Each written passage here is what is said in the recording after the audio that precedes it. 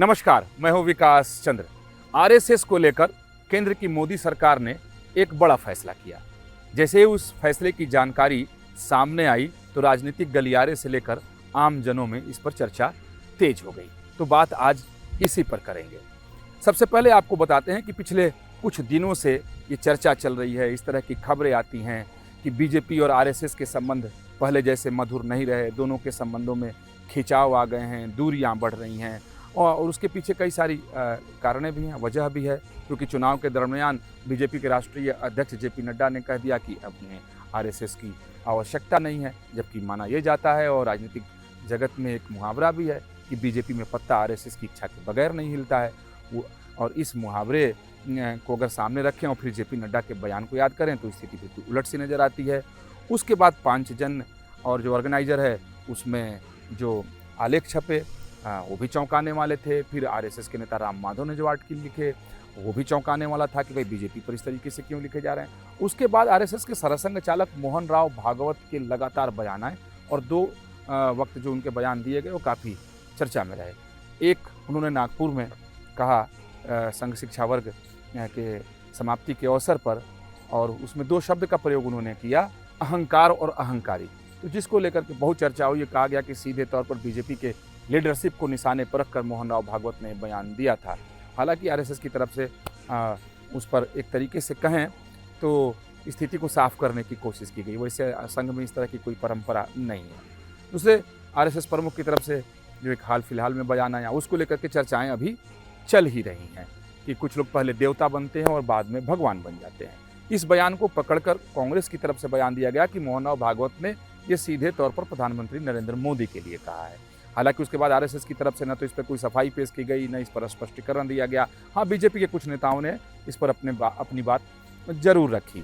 तो इन्हीं सब कारणों से कई बार ये चर्चा राजनीतिक जगत में और जो राजनीति के जानकार हैं उनके बीच ये चलती रहती है कि आरएसएस और बीजेपी के रिश्ते अब ठीक नहीं चल रहे हैं और रिश्तों में दरार है, बहुत खटास है, तमाम तरह की बातें कही जा रही हैं।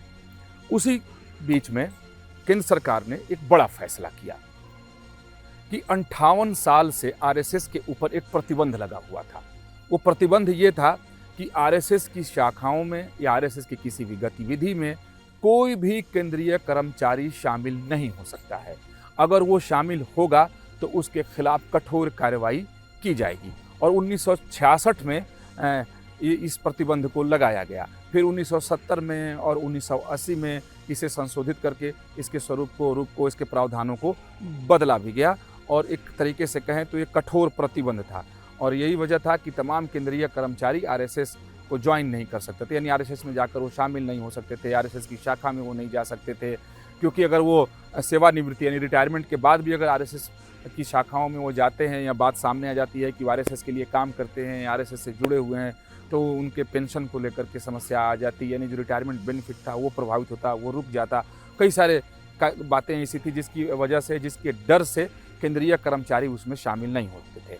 और लेकिन जिन जिन राज्यों में बीजेपी की सरकार बनी, अगर मध्य प्रदेश की बात कर लें तो उन्होंने अपने कर्मचारियों पर से इस प्रतिबंध को खत्म कर दिया था कि वो सरकारी कर्मचारी रहते हुए भी आरएसएस की शाखाओं में भी जा सकते हैं, आरएसएस के कार्यक्रमों में हिस्सा ले सकते हैं, आरएसएस को वो ज्वाइन कर सकते हैं। तो अब केंद्र सरकार ने इस 58 साल पुराने प्रतिबंध को खत्म कर दिया है। तो अब नई बहस की शुरुआत हो गई है। जो मैंने पहले कहा कि ये कहा जा रहा था कि बहुत रिश्ते खराब हो गए हैं और दूरियां बढ़ गई हैं आरएसएस और बीजेपी में, तो अब सवाल उठता है कि ये प्रतिबंध जब अटल बिहारी वाजपेयी प्रधानमंत्री थे तो उनके ज़माने में भी था, उन्होंने ये क्यों ख़त्म नहीं किया? वो भी स्वयंसेवक थे, संघ के साथ उनके रिश्ते बहुत अच्छे थे। प्रधानमंत्री नरेंद्र मोदी पिछले 2 बार से प्रधानमंत्री, यानी 10 साल का कार्यकाल पूरा करने के बाद तीसरी बार प्रधानमंत्री बने। तो ऐसा बिल्कुल नहीं है कि प्रधानमंत्री नरेंद्र मोदी को इस बात की जानकारी नहीं होगी कि संघ के ऊपर इस तरह का प्रतिबंध लगा हुआ है। अभी ही क्यों याद आया? अब ये बातें कही जा रही हैं और विपक्ष के तमाम नेताओं के द्वारा इसे लेकर के हमला भी किया जा रहा है कि आखिर वजह क्या है कि जिस प्रतिबंध को अटल बिहारी वाजपेयी ने नहीं हटाया, जिस प्रतिबंध को खुद प्रधानमंत्री नरेंद्र मोदी अपने 10 साल के कार्यकाल में नहीं हटाए, अब जाकर के उन्होंने अचानक से क्यों हटा दिया? इन तमाम बातों को लेकर के विपक्ष की तरफ से हमले किए जा रहे हैं। तो यहाँ समझने वाली बात है और बहुत ज़्यादा समझने की बात इसमें नहीं है। देखिए, राजनीति में बहुत सी चीज़ें ऐसी आती हैं और बहुत सी बातें ऐसी होती हैं और बहुत से ऐसे अवसर आते हैं जब राजनीतिक दलों के द्वारा या नेताओं के द्वारा बयान नहीं दिए जाते हैं, या फिर कोई ऐसा काम नहीं किया जाता है कि जिससे ये लगे कि उसके लिए वो बिल्कुल परेशान हैं और वो उसके लिए चाहते हैं कि कुछ करके उसे निपटा दें। राजनीति में कई बार इस तरीके से काम कर दिए जाते हैं जिसका जो महत्व कहें, अर्थ कहें, संकेत कहें, वो बहुत बड़ा है। और इन रिश्तों में खटास की खबरों के बीच संघ पर से लगभग 58 साल पुराने प्रतिबंध को मोदी सरकार के द्वारा हटा दिए जाने के पीछे इसी को माना जा रहा है।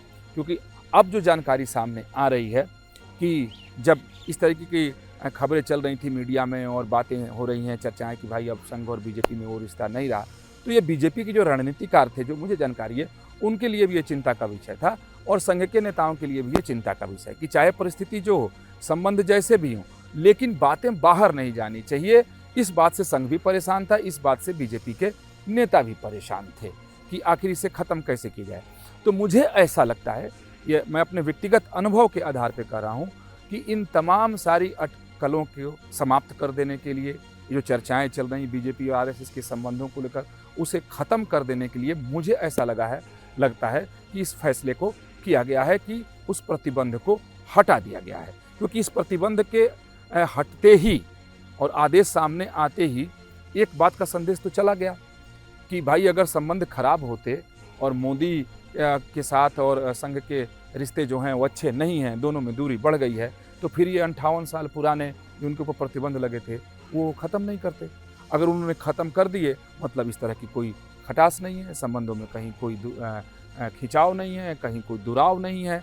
तो जो खबरें चल रही थी, मुझे ऐसा लगता है कि उन खबरों को ख़त्म कर देने के लिए और उन खबरों से चर्चा को हटा करके कहीं और डाइवर्ट कर देने के लिए एक ये बड़ा फैसला किया गया है कि संघ पर जो प्रतिबंध था उसे हटा दिया गया है।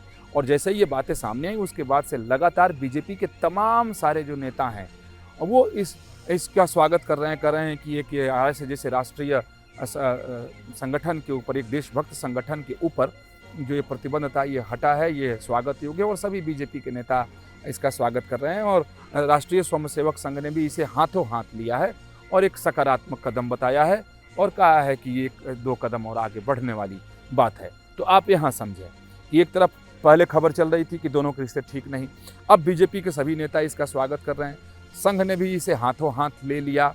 तो कह सकते हैं कि एक अवसर आते ही जब लगा कि इसको अगर ख़त्म कर दिया जाएगा तो जिन चीज़ों पर चर्चा चल रही है जिससे बीजेपी और आरएसएस दोनों को नुकसान हो रहा है, तो वो नुकसान नहीं होगा। तो तत्काल इस फैसले को ले लिया गया और 58 साल पुरानी, यानी जो 1966 में जो प्रतिबंध लगाया गया था, और जैसा मैंने पहले कहा कि 70 में, यानी 1970 में और 1980 में उसकी समीक्षा की गई थी, उसके कुछ प्रावधानों को और कठोर कर दिया गया था कि केंद्रीय कर्मचारी जाकर शामिल न हो सके, सरकारी जो कर्मचारी हैं वो संघ में जा न पाएँ। तो अब वो प्रतिबंध पूरी तरीके से ख़त्म है और मुझे लगता है कि जिन उद्देश्यों के लिए किया गया था वो बहुत हद तक उसमें जो है वो कामयाबी भी नज़र आ रही है।